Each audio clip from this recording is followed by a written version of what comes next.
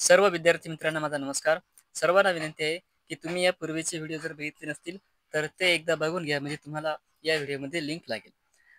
आजच्या एक्झाम्पलमध्ये आपल्याला आणखी एक गोष्ट शिकायची आहे, ती म्हणजे अशी, जर विधानामध्ये काही दिलं असेल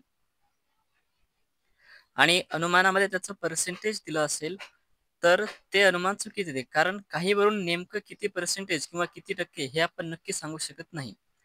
परंतु जर विधानामध्ये काही पर्सेंट दिलं, समजा जर विधानामध्ये 10% 20% 30% असं दिलं असेल आणि अनुमानामध्ये कमीत कमी हा शब्द असेल, तर मग ते अनुमान बरोबर येते.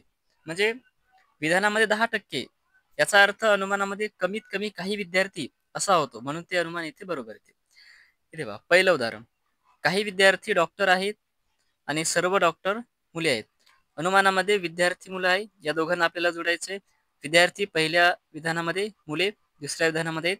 यामधील कॉमन घटक डॉक्टर आहे. डॉक्टर कॅन्सल झाला पाहिजे. मग कमीत कमी एक काय पाहिजे 100. इथे सर्वमुळे हा डॉक्टर 100 होतो. म्हणून इथे डॉक्टर डॉक्टर कॅन्सल होते. मग राहिलं काय? काही विद्यार्थी मुले आहेत. आता इथे बघा. इथे काय दिलं अनुमान 60% विद्यार्थी मुले आहेत. आणि आपला रिझल्ट काय झाला? काही विद्यार्थी मुले आहेत. मग काही वरून आपण नेमकं किती पर्सेंटेज आहे हे सांगू शकत नाही. म्हणून इथे हे अनुमान चुकीचं होतं. दुसरं विधान. 60% विद्यार्थी डॉक्टर आहेत.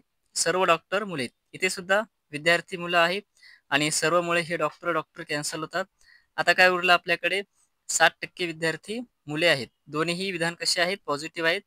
हे पण पॉझिटिव्ह आहे. आता विधानामध्ये काय दिलं? 60% विद्यार्थी डॉक्टर आहेत. ठीक आहे.